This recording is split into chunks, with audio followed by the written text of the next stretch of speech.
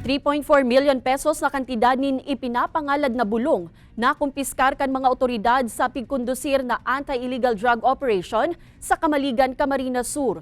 Ini asin iba pang bareta dapit laban kontra droga. Aramon sa report na ini. Dain na nakadulag pa sa pinagsarong puwersa kan PDEA asin PNP ang sarong elektrisya na tulak nin droga sa pigkondusir na buy-bust operation pasado alas 5 sa bagong aga sa barangay Duggal, Kamaligan, Camarines Sur.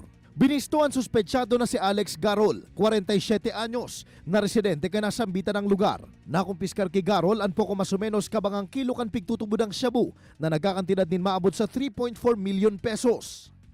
Is considered to be a bodegero ng drug syndicate.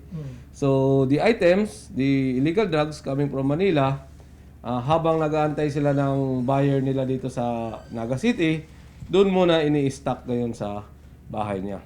Since malaki yung nakuha, tingin ko is malaking kabawasan yan dito sa Dugkal para ibig sabihin is mawawalan sila ng provider ng drugs. Apwera sa nakumpiskar na droga, nakuaman sa posisyon kan suspetsyado ang sarong kalibre 22 na badil asin mga bala kaini.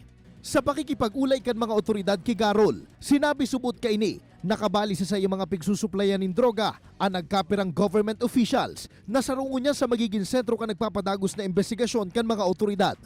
I cannot say the name as of now kasi that remains to be confidential and remains to be validated. Tulong persona naman na naarestar kan mga otoridad sa buy-bust operation sa sarong drug den sa barangay Sabang, Legazpi City, Albay.